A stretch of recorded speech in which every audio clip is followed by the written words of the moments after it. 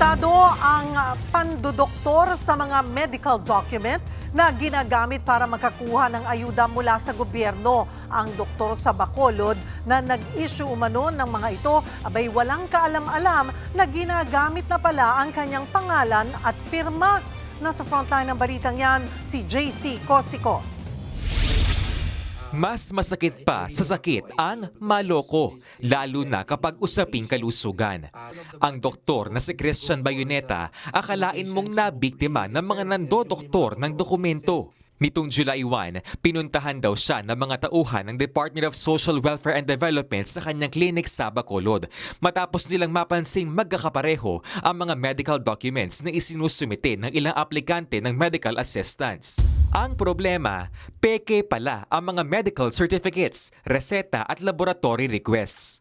Nakapangalan ang mga yan kay Doc Christian at may pirma pa ha, pero ayon sa doktor, none of those documents were actually issued by mine.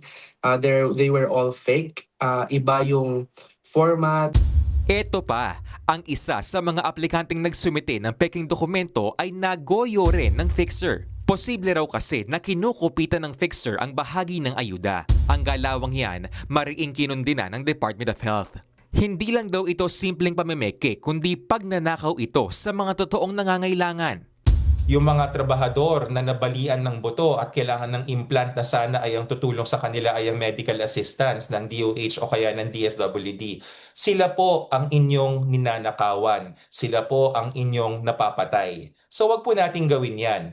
Babala rin ng DSWD, lahat ng dokumentong isinusumite ay dumaraan sa mahigpit na verification.